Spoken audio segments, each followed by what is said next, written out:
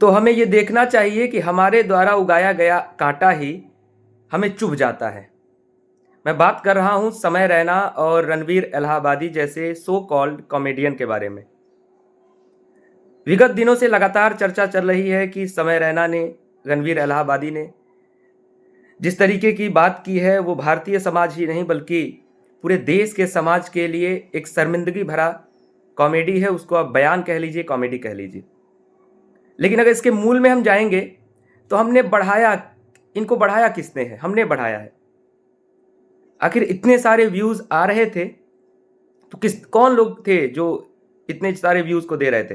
कौन लोग थे जो समय रैना के कॉमेडी को लगातार स्टेटस लगा रहे थे, स्टोरी लगा रहे थे? मैं एजुकेशनल प्लेटफॉर्म को भी कहना चाहूँगा, देश का एक बहुत बड़ा एजुकेशनल प्लेटफॉर्म है। सामान्य तौर पर विद्यार्थी उन्हीं को चुन लेते हैं क्योंकि वो बहुत बड़े एजुकेशनल प्लेटफॉर्म है, माना जाता है कि बहुत तगड़ा कंटेंट देते हैं। लेकिन वो भी अपने स्थापना दिवस पर, मैं नाम नहीं लूँगा, नाम लिखा हुआ है आपको, वो भी अपने स्थापना दिवस पर इस तरीके के वल्गर लोगों को बुला लेते हैं और आज उसका परिणाम हम सभी के सामने है। हमारे जैसे कुछ जो छोटे मोटे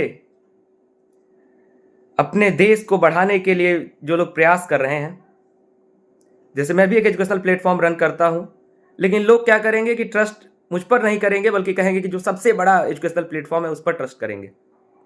आप अपने ट्रस्ट का परिणाम देखिए। तो इस देश में सोचना होगा, हम सभी को सोचना होगा कि हमारे चयन की विधि क्या है, हम किस तरीके से किसी को चयन कर रहे हैं। और वो हम ही ने उगाया है कांटा जो आज हमें चुभ रहा है। तो उम्मीद करता हूं इस पूरे देश से, खास करके युवा वर्ग से, कि आप किसको चुन रहे हैं थोड़ा सावधानी से चुनें। नहीं तो इस तरीके के तमाम कांटे उगते रहेंगे। शॉर्ट्स में और रील्स में आप इसी तरीके की वल्गैरिटी देखते रहेंगे। चाहे गाने से आप संबंधित कर लीजिए, चाहे आप इस तरीके के कॉमेडियन से आप एक्सपेक्ट नहीं कर सकते, कुछ अलग नहीं एक्सपेक्ट कर सकते। इनकी रणनीति ही यही है, ये वही करना चाहेंगे जिससे ये वायरल होंगे।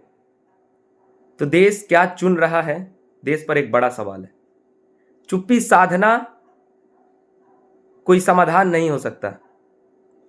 हमारे जैसे लोगों को बोलना होगा, ऐसे कांटों को उगने नहीं देना होगा। अगर ऐसे कांटे उगेंगे तो दुख पहुंचेगा।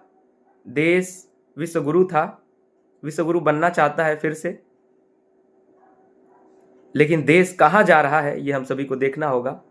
ऑनलाइन दुनिया में बहुत सारी सावधानियां रखनी होंगी। बहुत बहुत धन्यवाद।